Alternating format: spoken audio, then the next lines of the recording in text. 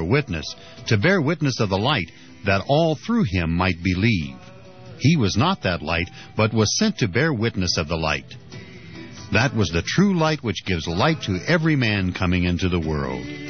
The Gospel of John, chapter 1, verse 6 through 9.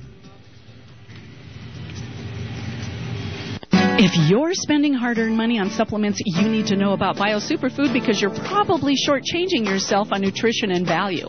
If you're buying products claiming to provide DNA protection from radiation, you're getting ripped off by inferior copycat products because there's no other product developed or researched like BioSuperfood. BioSuperfood is one complete superfood product that addresses radiation poisoning, allergies, arthritis, diabetes, high blood pressure, and other degenerative diseases. BioSuperfood helps digestion, decreases pain and inflammation, increases flexibility, improves heart health and brain function. It boosts your immune system and even inhibits the AIDS virus in cancerous cells. It's an antibacterial, antifungal, and anti-inflammatory. BioSuperfood is not another supplement. It's a whole food and contains over 5,000 nutrients. Call now and ask about your special discounts on your BioSuperfood purchase at 303-257-7576. That's 303-257-7576 or biosuperfood@hotmail.com.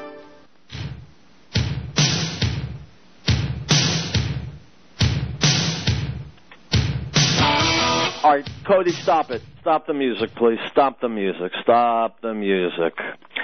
People know the show they're listening to, my friends. It's Riell Truth. This is Howard Riell. Stop the music. Once in a while I come across and raises an eyebrow. Let's put it that way.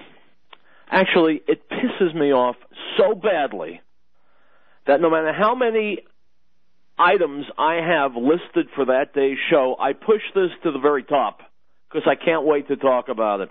Which brings me to this from the Jewish press, and I quote, "In an entirely predictable effort to use the word Jewish to attack those who support the Jewish state, the organization called Jewish Voice for Peace invited other haters of Israel to sign a letter to Republican presidential hopeful Mitt Romney, lambasting him for his, quote, racist and ignorant statements about Arab Palestinians.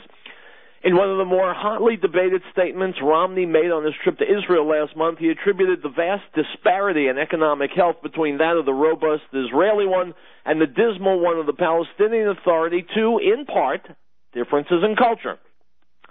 Given that the two societies live in the same climate with the same geologic infirmities, is it a wonder that someone might think to look to culture to explain the vast difference between the two? Of course, the naming of children's sports teams, streets, and town squares after people who blow themselves up in order to murder as many Jews as possible is surely an indicator of cultural inclination. But the JVP folks insist that the reason for the disparity in economic health between the two societies is the, quote, occupation. Rabbi Joseph Berman of Temple B'nai Israel in Revere, Massachusetts, is the Boston chair of JVP and sits on the Rabbinical Council. Rabbi Berman delivered the JVP petition to Romney's national headquarters in Boston on Monday, August 6th. The petition demands Romney apologize to the, quote, Palestinian people for his cultural differences statement regarding the Arab Palestinian people. Your statements in Jerusalem regarding the growth of the Palestinian and Israeli economies were inaccurate and misleading. Israel's occupation of Palestinian land makes it impossible for the Palestinian economy to succeed, not cultural differences. Your comments were not a reflection of the values Jews, Americans, and our allies hold dear. We call on you to apologize to the Palestinian people for your willful lack of understanding of the facts on the ground and the racist assumptions behind them, unquote. My friends, like I told you, there are some items that just piss me off so badly. Everything has got to come to a stop, which is why I asked my producer, Cody, to halt the music, because this won't wait. First of all, words get thrown around, bandied about, sometimes carelessly.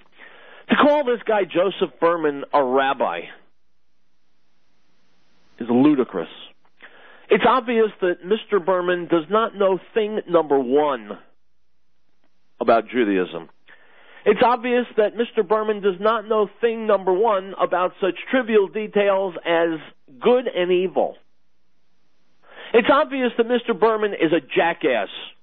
And if he wants to be a jackass, this is America. He's free to be one. But when he speaks out and says it's on behalf of the Jewish people, he's going to stop. My friends, I've spoken about this on the show before. There is a concept in the Talmud called Rachmanut Shel Tipshin. Rachmanut means mercy. Shel Tipshin means of fools. The mercy of fools. Rachmanut Shel Tipshin. What is the mercy of fools? I'll tell you very simply. Some guy is chasing you with a knife, screaming, "I'm going to kill you." He trips and falls, and the knife flies out of his hand. The fool picks up the knife, walks over to the guy, helps him to his feet, and says, "Here, my friend, you dropped this," and gives him the knife back. That is Rachmanut Shel Tipshin. That is Rabbi, quote-unquote, Joseph Berman of Temple B'nai Israel in Revere, Massachusetts. God alone knows what the hell they're doing in Temple B'nai Israel in Revere, Massachusetts. It has nothing to do with Torah, Judaism, common sense, right or wrong, or life on planet Earth. Mr. Berman. I didn't say Vermin, I said Berman. Thing one, there is no Palestinian people. Thing two, there is an occupation. The so-called Palestinians are occupying Jewish land. For that matter, Jordanians occupied Jewish land, Lebanese occupied Jewish land, and Syrians occupied Jewish land. I want everyone out. That's a side issue. Mr. Romney was completely correct when he talked about cultural differences being at the heart of the differences between the Israelis and the so-called Palestinians. Israelis are Western democracy. They want freedom. They want liberty. They want pursuit of happiness. They want to be left alone to live their lives in peace and along the way make the world a better place. The Palestinians have no such aspirations. If they wanted their own state, they could have had their own state many times. What the Palestinians want is to murder. They want to kill Jews. Here's a little secret. They want to kill Christians too. Jews come first. Because a Jewish state in the middle of the Muslim Ummah in the Middle East is an embarrassment to their religion. These are squatters. They are murderers. They are child molesters, they're terrorists, they're wife beaters, they're mutilators, they're barbarians. That's why they're living in squalor. That's why they live like animals. You know, one of the things that you're not allowed to do, according to the Torah's teachings, you're not allowed to say good is bad, and you're not allowed to say bad is good. You've got to keep them separate. You can't tell me the Palestinian people are victims. They're not victims. They are victimizers.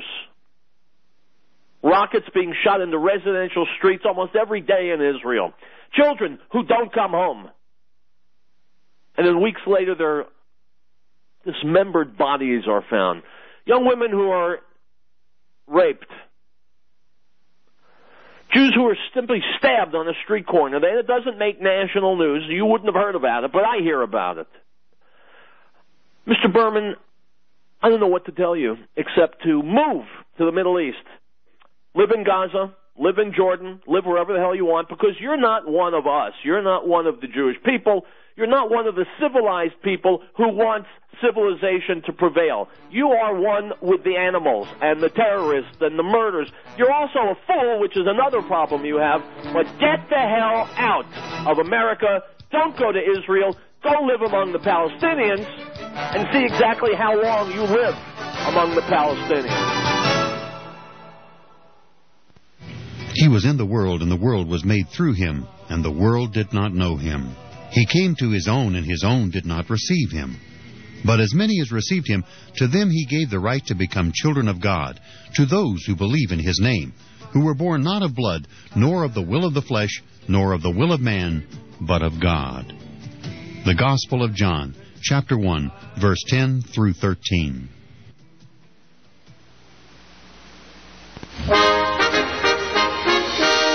the people of the United States, in order to form a more perfect union, establish justice, ensure domestic tranquility, provide for the common defense, promote the general welfare, and secure the blessings of liberty to ourselves and our posterity, do ordain and establish this Constitution for the United States of America. Restore Health and Counseling salutes the men and women in uniform who've answered the call for our freedoms. Let's give them the hero's welcome they deserve, as they have fought hard to restore peace. America's troops are our angels of protection, so stand up and salute them proudly. That's from Restore Health and Counseling at 4705 Paris Street, serving Northeast Denver with complete substance abuse counseling for adolescents to adult and for private as well as professional drug, alcohol screening and treatment and rehabilitation. Visit us at www.rhctherapy.com or call 303-373-1188. The Beth Messiah Congregation invites you to come and experience a Messianic Roots biblically based congregational fellowship as we observe God's Shabbat in Messiah Yeshua. Praise and worship services begin at 10:30 a.m., followed by an Oneg Shabbat meal mid-Rosh and fellowship. Beth Messiah Congregation is located at 8333 Acoma Way in North Denver. You can find out more information by calling 1-800-205-6245. Everyone's welcome, so join us this Shabbat. And Shabbat Shalom, good Sabbath.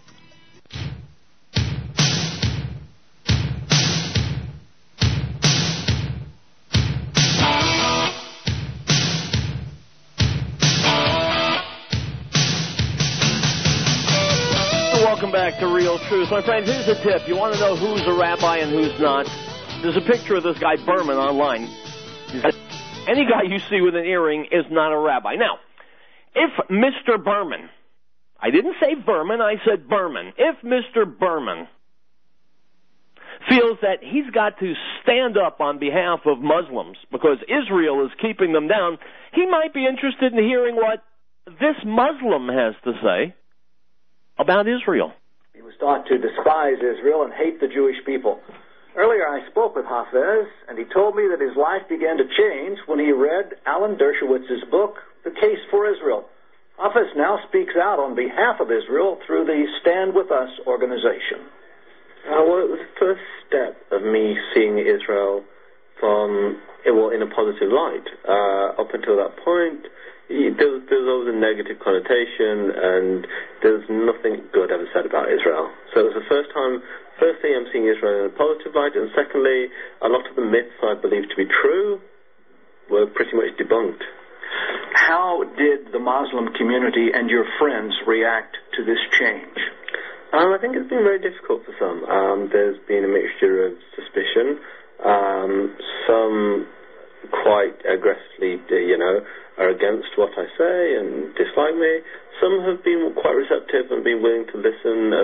They've known me for many years, so are willing to listen to why this change of heart almost. Well, you call yourself a Muslim Zionist, but you also say some in the Jewish community have also expressed a little skepticism. Yeah, of course. I mean, I guess that's understandable. But hey, I believe what I believe, and I stand up for that. And I just say my actions speak louder than my words. You have said in the past that one of your father's heroes was Adolf Hitler. Yeah. Has your family disowned you? There are strained relations with some members of my family. Some have been very receptive and very supportive, in fact. So it really is mixed. On the whole, there is almost a distance now. But with some members, we're still very close, and some have been very much interested in what I have to say, and also now see Israel in a very positive light. With your newfound understanding of Israel and the Jewish people, have you had an impact or been able to influence any other Muslim young people to see the light, so to speak? Well, it's to start with my family. I mean, with the younger cousins, they've not been exposed to the real Israel. They don't meet any Jews in the community they live, so we've been able to have these conversations, which I myself, being young, wasn't able to have. I wasn't able to question the ideas that I was told were fact. So with them, we've had some really good conversations. They're having a balanced view, but also with the talks I did with Stand With Us, we did a campus tour, and we had some mixed audiences. We had Muslims attend the talks, and we had some really interesting conversations afterwards. So hopefully, even if I can get through to one person, I see that as a success. Are you a practicing Muslim today? Yes, of course. It's my religion. I stand by that. But my support for Israel is not based on my religion or the religion of people in Israel. It's based on supporting a liberal democracy, which unfortunately is targeted all over the world unfairly. As you began to explore this new lifestyle or new way of thinking, you actually came to Israel for a visit. What was your impression, your first impression? This is insane, to be honest, because it was not what I expected. I was expecting, the buzzword, this apartheid state. But here I was seeing Muslims, Jews, and Christians coexisting, living together. Muslims going to mosques. I walked past a mosque in Tel Aviv just yesterday, and this is the side of Israel people don't know. They don't know that Muslims and Christian Arabs serve in the Israeli Defense Forces. There is this real difference between what is reality as we see it outside of Israel, and what is actually happening here. So it was a real eye-opener. You said once you began to change your views and opinions that you had... after you learned the truth, you had to stand with Israel. But the fact is, you didn't have to stand with Israel. You could have just continued living your life. Well, I would disagree, because I think everybody has a choice, regardless of their religion or belief or lack of, where they have to do what's right by themselves, the moral thing to do. And for me, there would be absolutely no point if I'd come to Israel and occasionally looked at my holiday snaps, and that was it. I see a wrong happening. I see the vilification of Israel. I've seen the real Israel. I have a responsibility to stand up for that. And so this Muslim named Qasim Hafez is a better Jew than this quote-unquote Rabbi Berman in Revere. I didn't say Berman, I said Berman. Muslim Qasim Hafez is a better Jew than this supposed rabbi in Massachusetts who doesn't know his butt from a hole in the ground, wouldn't know a Jewish concept if he tripped over it, doesn't know who's right, who's wrong, who's a murderer, who's a victim. He's completely in the dark. I'm betting that the best, most fortunate thing that ever happened to Joe Berman was that the people who attend his synagogue are even more abysmally ignorant than he is.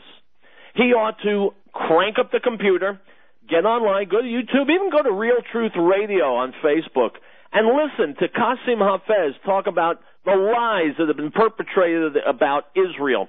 Maybe if Mr. Berman wants, he can actually go to Israel, where he'll see real Jews, and he'll learn what Jews in Israel are really about, rather than sitting on his upholstered toilet in Revere, Massachusetts. Related item from USA Stands with Israel, I quote, 2 large fires broke out near Moshav Even Sapir in the Jerusalem area and the eastern Carmel region.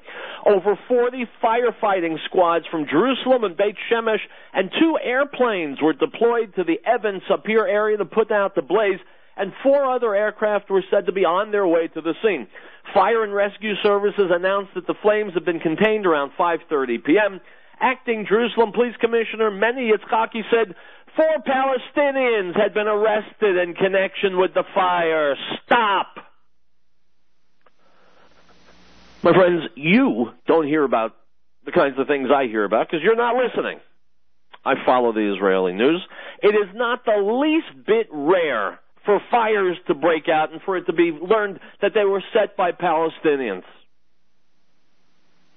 Now, this is not a fact that our rabbi in Revere, Massachusetts, quote-unquote rabbi, would be comfortable with. I'm sure he would dismiss it. He would say it wasn't true.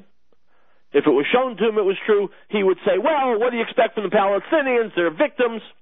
Once again, Rabbi Berman, move to the West Bank. Move to Gaza. Move to Bethlehem. If you're that interested in the well-being of the Palestinian Nazis, then go live among them. Item from Reuters, Dateline, Al-Arish, Egypt. Egyptian aircraft struck at targets near the border with Israel on Wednesday, and troops raided villages as a crackdown began on Islamic militants blamed for a deadly attack on Egyptian border police, army officials, and witnesses said. Stop! My friends, of course Muslim Arabs will live in peace with Jews. Obviously they will. I mean, look how well they get along with each other. Item from Reuters, Dateline Gaza. Stranded at home and abroad, short of fuel and worried about going hungry, this is not what Gazans expected when Islamist leader Mohammed Morsi was elected president of Egypt in June. Egypt closed their only passenger crossing into the Gaza Strip and has moved to seal myriad smuggling tunnels connecting the two territories after unidentified militants killed 16 Egyptian policemen in neighboring Sinai on Sunday. Stop. My friends, of course Arabs and Muslims will get along with Jews. They'll get along famously like best friends. I mean, look how well they get along with each other. Item from Reuters. Yemen has foiled a plot by an al-Qaeda-linked cell to carry out attacks inside the capital, Sana'a, and seized 40 belts packed with explosives, the mayor said on Wednesday, highlighting the risks posed by Islamic militancy in the impoverished Arab nation. Stop. My friends, I have no doubt that the Muslims in the Middle East and the Israelis will forge a lasting peace. After all, look how well the Muslims get along with each other. These are people weaned on violence, weaned on barbarism. To expect that they will live in peace with anyone, is foolish. Item from Breitbart.com. The most terrifying danger Americans face from a second Barack Obama term isn't the economy, which is scary enough. The most harrowing prospect is the Obama administration's passivity in the face of attempts to introduce aspects of Sharia law into our legal system. Now, there's a strong and open evidence of the Obama administration collaborating with Islamist activists. Sure, the path toward Sharia law is accelerated. Just last week, Thomas Perez, Assistant Attorney General of the Department of Justice Civil Rights Division, was asked this question by Trent Franks, Republican, Arizona, as a member of the House Judiciary Committee Subcommittee on Constitution. Quote, will you tell us here today that this administration's Department of Justice will never entertain or advance a proposal that criminalizes speech against any religion? Perez refused to answer 4 times. And why should Franks target Perez? Here's why. Last October at George Washington University, there was a meeting between Department of Justice officials, including Perez, and Islamist advocates against free speech. Representatives with the Islamist side included Mohammed Magid, president of the Islamic Society of North America. The ISNA was an unindicted co-conspirator in the Hamas terror funding trial in 2008, as well as functioning as a Muslim Brotherhood front. The leader of the Islamist attack was Sahar Aziz, an Egyptian-born American lawyer and fellow at the Institute for Social Policy and Understanding, a Muslim advocacy group based in Michigan. At the meeting, the Islamists lobbied for A, cutbacks in U.S. anti-terror training, B, limits on the power of terrorism investigators, C, changes in agent training manuals, D, a legal declaration that criticism of Islam in the United States should be considered racial discrimination. Stop! My friends, this is like the Fox lobbying for changes in the laws protecting chickens. Now, maybe members of the Obama administration are really just that stupid. After all, they are liberals. Or maybe they know exactly what they're doing because they hate America. And they're in bed with the Islamists. Think about that come November. Aziz, let's continue. Aziz said the word Muslim has become racialized. And once American criticism of Islam was silenced, the effect would be to take federal money away from local police departments and fusion centers who are spying on all of us, unquote. Alibi, my friends. It should only be that Muslims were getting spied on. We could sleep a lot more safely in our beds if that were true. Tragically, it is not.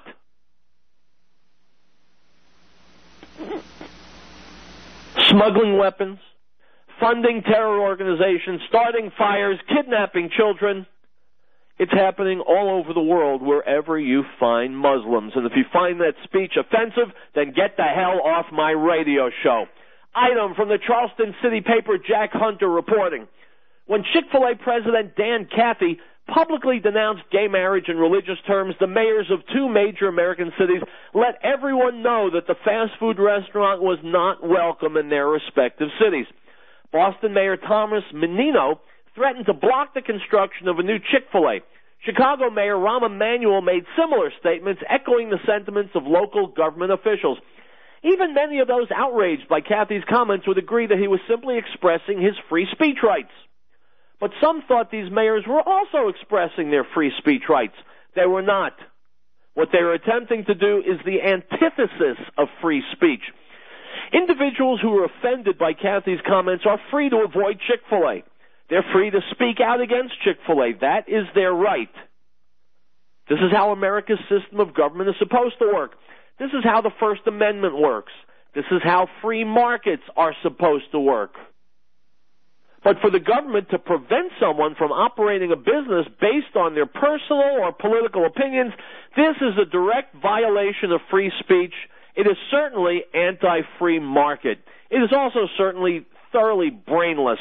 Item from the Daily Caller: just because you get elected to Congress doesn't mean you have to show up to do your job. And just because you don't show up doesn't mean you have to explain your absence to your constituents. My friends, I can only be talking about Jesse Jackson Jr. When we come back, I will talk still more about Jesse Jackson Jr.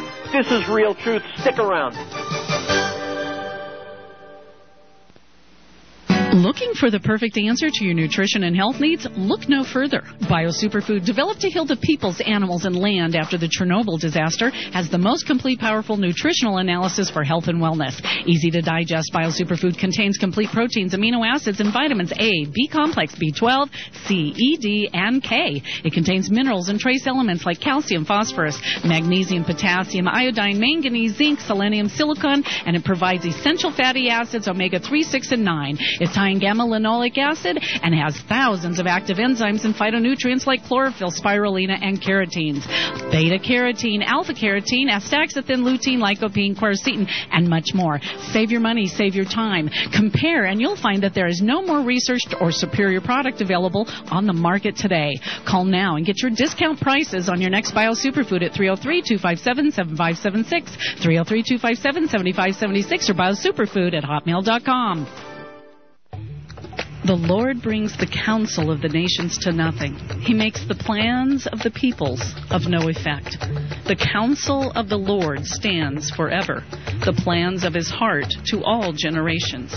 Blessed is the nation whose God is the Lord, the people he has chosen as his own inheritance. Psalm 33, verses 10 through 12. We hold these truths to be self-evident, that all men are created equal, that they are endowed by their Creator with certain unalienable rights, that among these are life, liberty, and the pursuit of happiness, that to secure these rights, governments are instituted among men, deriving their just power from the consent of the governed.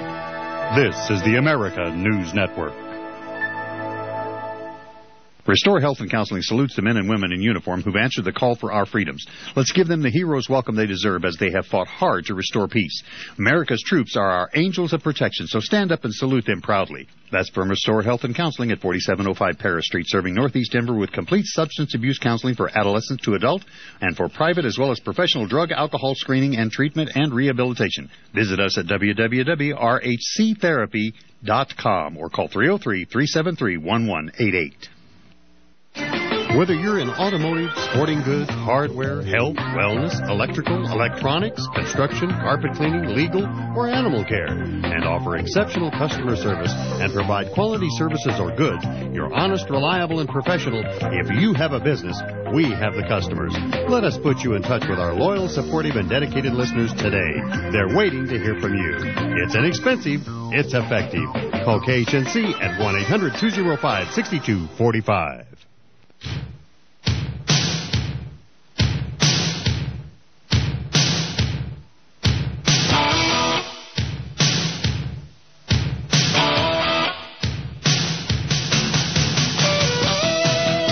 Folks, welcome back to Riell Truth. If you don't know the name Murray Rothbard, you should. The late Murray Rothbard was one of the greatest libertarian philosophers of all time. He was also one of the most politically practical and astute. This is a video that you will find on my Facebook page, Riell Truth Radio. You'll find it on YouTube. Rothbard's Practical Politics. Listen to this. It's from the American Conservative, and you are about to get a major dose of good old common sense. Rothbard's Practical Politics by Jack Hunter. Norman Singleton is Representative Ron Paul's legislative director. He has worked for Dr. Paul since 1997. Once a month, Norm and I meet at Bailey's Pub and Grill in Arlington, Virginia to discuss two subjects, pro wrestling and libertarian politics. The first is the primary reason for our meetings. Bailey's offers monthly WWE pay-per-views, which we enjoy thoroughly over cold beer and chicken wings. It is by far the most serious subject we discuss.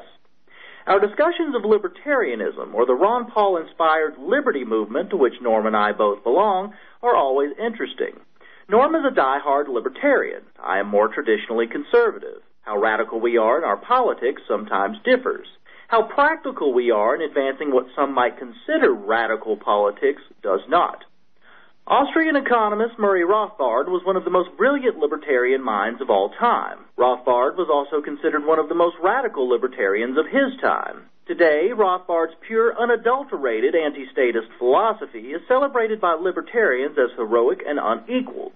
But Rothbard was also very practical about politics. Based on a recent discussion we'd had about the inevitable tensions that come with moving the liberty movement into the mainstream, Norm brought to my attention some old Rothbard columns from his personal collection. While some radical libertarians eschew politics altogether, believing it compromises their philosophical purity, or that education alone will eventually bring a majority of people to the philosophy of liberty, Rothbard disagreed.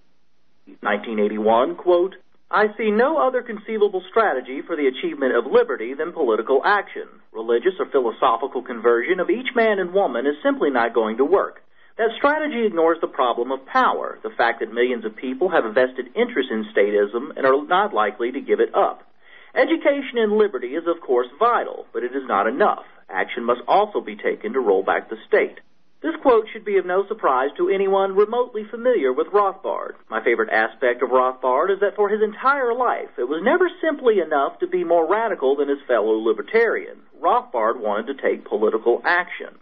Politics is about making alliances, building coalitions, and marketing your message in a way that the masses can understand, digest, and embrace. If your purpose, whether intentionally or unintentionally, is to repulse or reject the masses, then there is no purpose to being in politics. If you're not trying to make your ideas mainstream, then philosophy becomes a mere academic note, wrote Rothbard, quote, For liberty to triumph in the United States and eventually throughout the world, libertarianism must become a mainstream movement, converting, if not a majority, at least a large critical minority of Americans. Rothbard not only helped found the Cato Institute, but was also heavily involved in the Libertarian Party in the 1970s and 80s. In the early days of the Libertarian Party, Rothbard identified counterproductive personality traits or damaging tendencies that often afflicted his own movement. A movement dedicated to questioning the state could sometimes detour into something closer to paranoia. A movement dedicated to being anti-establishment could devolve into its members rejecting societal norms as a matter of habit, thus situating itself as being against the American people themselves, or voters. Wrote Rothbard in 1987, quote, But here we face an inner problem and a paradox not only for libertarians, but for any radical minority ideological movement. For marginal movements attract marginal people. Such movements are filled with what Germans called Luftmenschen, people with no steady jobs, incomes, or visible means of support. The sort of people who instinctively alienate the mainstream bourgeois Americans, not so much by the content of their ideas, but by their style, lack of moorings, and counterculture. Rothbard also observed how such movement types might react if presented with the possibility of tangible mainstream success. Quote, If a serious opportunity should arise for the movement to make a great leap into Middle America, into genuine influence in our society, that libertarian Luftmenschen will react not with enthusiasm, but in fear and trembling. For far greater than their professed love of liberty is their hostility to bourgeois America. Rothbard noted, quote, As one critical observer of the party has harshly charged, they want the party to be a social club for crazies. Finally, Rothbard wanted his fellow libertarians to ask themselves, quote, okay, do we want libertarianism to win, to make a big dent in America, or do we not? If we don't want to win, why be in a political party at all? Why not simply form a social club and forget victory? And if we're really devoted to liberty, how can we not do our best for liberty to win? Are we really libertarians, or are we just playing around? This is more than a good question. It is the primary question for what Rothbard described as any radical minority ideological movement. Are we just playing around? I've always thought that success for the liberty movement would be measured by how effective we are in making our ideas mainstream. I believe this view represents the majority of the liberty movement. But I also believe that there are those who see mainstream success as defeat. Rothbard not only vehemently disagreed, but believed these sentiments would forever be counterproductive to any potential political success. He was right. Rothbard also believed that some people, whether intentionally or temperamentally, simply have no intention or desire of ever achieving political success.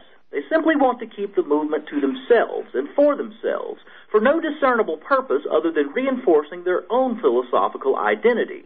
And identifying and attacking this character trait, again, Rothbard was right.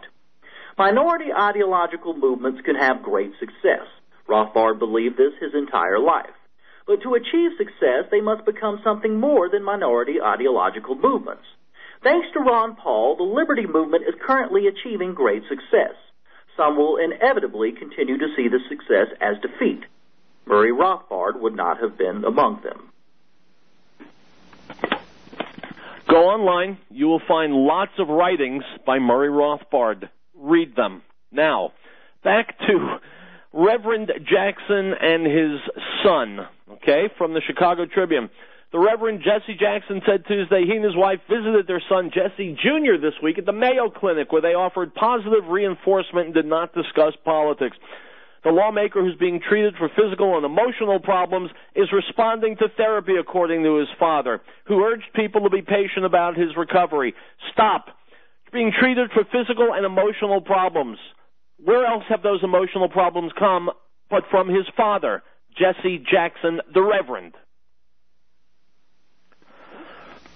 My friend, the apple doesn't fall far from the tree. Reverend Jesse Jackson is a piece of garbage, has been for a very long time. His son? Well, you've read everything that I've read about his son. You tell me, does the fruit fall from the tree very far, or does it stay right under the tree? Yeah, exhaustion. Item from RussiaToday.com. What would have likely been a routine flight out of a Florida airport this weekend ended with a woman being sent to the emergency room after TSA agents insisted on groping a traumatized rape victim in a security pat-down that put her in the hospital. The use of the online web forum FlyerTalk.com writes that his wife was admitted to the ER for treatment after agents with the TSA cited an anomaly in her bra as a reason to subject her to an intrusive closed-door screening on Sunday at Fort Lauderdale Hollywood International Airport. My friends, I will continue with the way this poor rape victim was mauled by TSA. This is Riell Truth. Beloved, do not believe every spirit, but test the spirits, whether they are of God, because many false prophets have gone into the world. By this you will know the Spirit of God.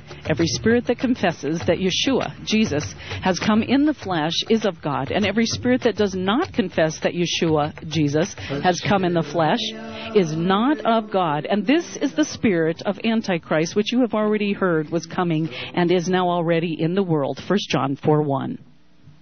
We, the people of the United States, in order to form a more perfect union, establish justice, ensure domestic tranquility, provide for the common defense, promote the general welfare, and secure the blessings of liberty to ourselves and our posterity, to ordain and establish this Constitution CINN Stations in Alt salutes our troops. Whether you're for the war or against it, they're still there. These men and women deserve more than our support. They deserve the comfort of home. Send a military care package today. Just type military care package into a search engine. Point and click. Let's show our troops we care. This message from CINN Stations in Alt, wishing Godspeed to our fighting men and women and thanking them for their triumphs and their sacrifices. With the summer months upon us, let's all keep an extra special eye out for our senior citizens. Check on them on a regular basis, especially when the weather is hot. Make sure they have what they need. Someday we'll all be in that position. Wouldn't you like to have someone watch out for you? That's from Brush Housing Authority, reminding listeners, for housing programs, call 970-845-5046. That's 970-845-5046. That's Brush Housing Authority on the air, wishing everyone a great summer season.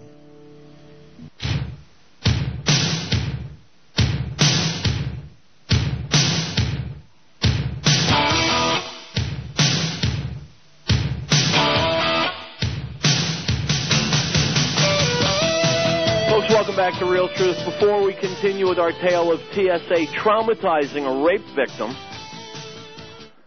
let's listen to my colleague Alex Jones talking to a former guest of mine, Trends Research Institute head Gerald Celente, talking about what's going on in America violence-wise. Let's listen. But first, I'm going to throw a wild card at Gerald, something I love doing because you can always cover any issue. Gerald, what do you make of these shootings magically happening when all these gun bills are introduced, with Army PSYOP guys conveniently dying and some drugged up guy dressed up like Ronald McDonald, they say, is the Joker, and just all the conflicting reports? What do you make of these shootings taking place right now? I mean, why are they any different than sending, this is Terror Tuesday. Who are we going to pick today to send a drone over in some foreign country and blow away? I mean, it's just another day of business in the USA. The fish rots from the head down. I was thinking about this as well. Suppose this Batman cat, what if this is Muhammad? Boy, oh boy, would they be wiping out the Arabs now. It would be bombs away. And if this other guy, Wade Page, if he blew up, went into a synagogue and did this, could you imagine what would be going on? So what this is, Alex, you got two crazy guys in a crazy world of a country of 312 million people. They're whacked out on prescription drugs. They're shooting little kids up with Ritalin. They're giving little kids, antidepressants at 6 years old. You don't even know what it is to be depressed at 6 years old. So the whole culture is rotting out. But again, put this into perspective. Could you imagine what the headlines would read if this guy went into a synagogue rather than into a Sikh temple and blew away 6 people, or this other Batman freak, his name was Muhammad? It would be a whole different story. So what I'm saying is you're also seeing all of this crap for gun control. Gun control? How about a little gun control for the United States that's intervening in countries around the world? I mean, really, if you're going to, again, happy Terror Tuesday, who are we going to pick out to blow away today? It's so frustrating to see the Pentagon in some cases where they'll kill up to 200 people bombing some wedding to get one bad guy, no judge, no jury, no court, illegally in some country that doesn't want the drones there, violating national and international law. You've got these unaccountable autonomous robot aircraft in some cases without human operators. All of this is happening. It's like, collateral damage. They call it bug splats in the Pentagon parlance, collateral damage. But then when some, people get killed in a theater, it's horrible. We got to take your guns. We're so sad. It's so... No. This is such a sick system that they've sold, and the whole thing is very, very suspicious to me. Now, my friends, Alex sees a conspiratorial bent here, and for all I know, he may be right. He may be looking at these two gunmen as false flag operations put out by the government because they want an excuse to take our guns. I can't tell you he's wrong. I can tell you that our government shouldn't be going around murdering people. That's wrong. But to use that to in some way justify these gunmen by saying, look, the government's murdering people, why are they making such a big deal out of it? We live in a very violence-prone society. Military-industrial complex helps create that atmosphere. It's not good. It's very unhealthy. And we've got to make major changes in this country. Now, this woman going through the Florida airport, a survivor of rape, she is being brutally patted down by TSA. Let's continue. TSA cited an anomaly in her bra, so they pulled her aside. Let me continue to read again. This is from Russia Today. Quote, the woman described by her husband as the victim of a brutal rape was reportedly being transferred to a psychiatric ward for further treatment after what the man says was a horrific experience. 5 years ago, she was violently sexually assaulted by 3 men and threatened with death, her husband writes. She made it and tried to bury it for 3 years. After nightmares, flashbacks, and cutting, she told me everything 2 years ago and since then has been seeing professional counseling and taking medication. Stop right there. I know that every word this husband is writing is true.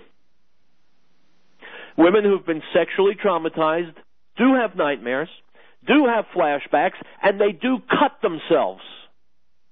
And they do need professional counseling and medication. Trust me, I know this.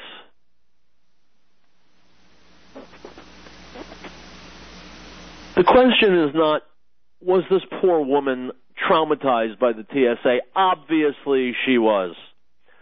The larger question is, how many Americans who have not suffered the hell that this woman has, how many average Americans have been traumatized by the TSA without having been subjected to a horrifying rape?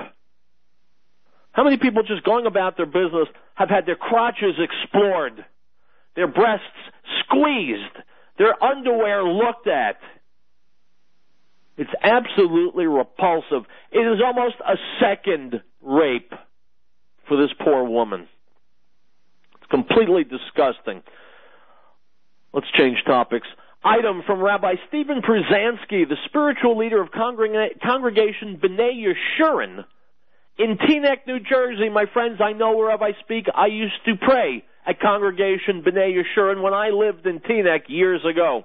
He writes the following about this whole gun brouhaha. I quote, the alternating dazed and demonic looks of the Colorado killer illustrate the senselessness of the murders. And senseless is the operative and literal definition. It makes no sense, and it will make no sense. However, hard inquiring minds seek a rational motive. While James Holmes might not be legally insane, that requires an inability to distinguish between right and wrong, as if he thought he was blowing bubbles when he was firing his weapons. Clearly, he has several screws loose. The planning, the preparation, and the execution all point to a calculating but disturbed mind that rests somewhere inside a red-colored head. How can society guarantee safety from such monsters? The sad and troubling news is that ultimately it can't. There is no perfect, foolproof system that can protect against massacres of the innocent. My friends, that's true no matter how many guns there are out in society. We'll be back. And the Lord spoke to Moses, saying, speak to the children of Israel, and say to them, the feasts of the Lord, which you shall proclaim to be holy convocations, these are my feasts. 6 days shall work be done, but the 7th day is a Sabbath of solemn rest, a holy convocation. You shall do no work on it. It is the Sabbath of the Lord in all your dwellings. Leviticus chapter 23, verse 1 through 3.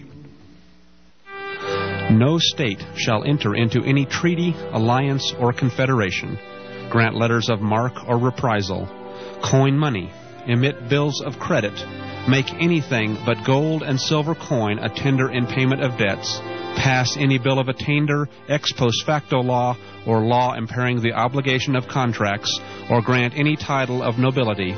Article 1, Section 10.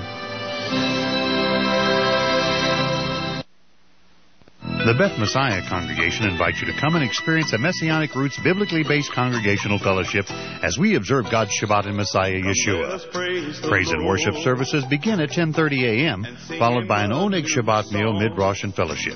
Beth Messiah congregation is located at 8333 Acoma Way in North Denver. You can find out more information by calling 1-800-205-6245. Everyone's welcome, so join us this Shabbat. And Shabbat Shalom, good Sabbath. CINN stations in Alt salutes our troops. Whether you're for the war or against it, they're still there. These men and women deserve more than our support. They deserve the comfort of home. Send a military care package today. Just type military care package into a search engine. Point and click. Let's show our troops we care. This message from CINN stations in Alt, wishing Godspeed to our fighting men and women and thanking them for their triumphs and their sacrifices.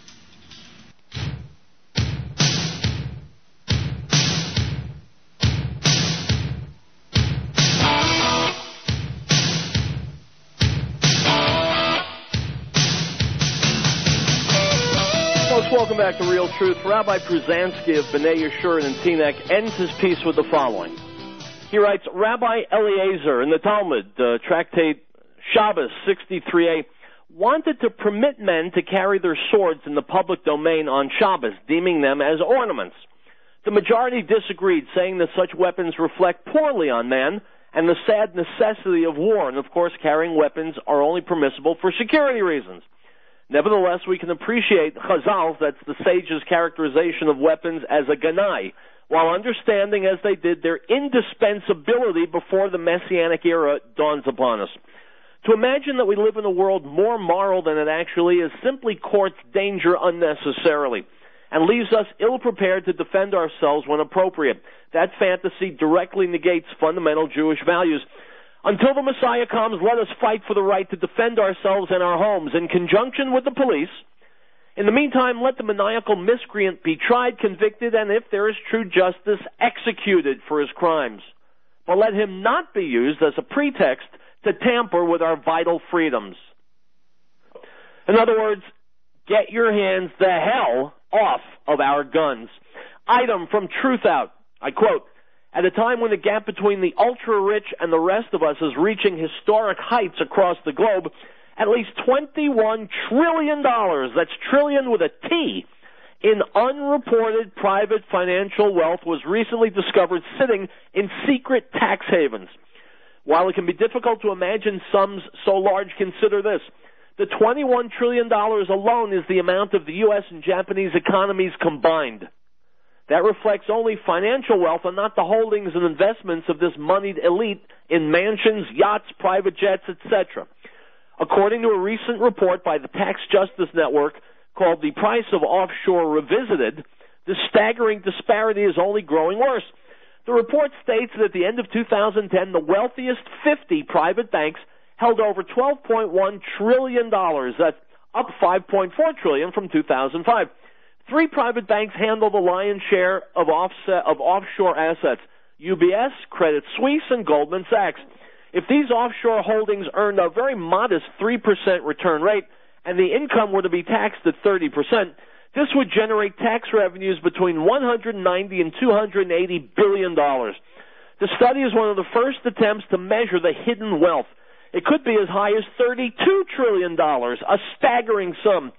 At a time when governments around the world are starved for resources and we're more conscious than ever of the costs of economic equality, quote, this new report focuses our attention on a huge black hole in the world economy that has never before been measured.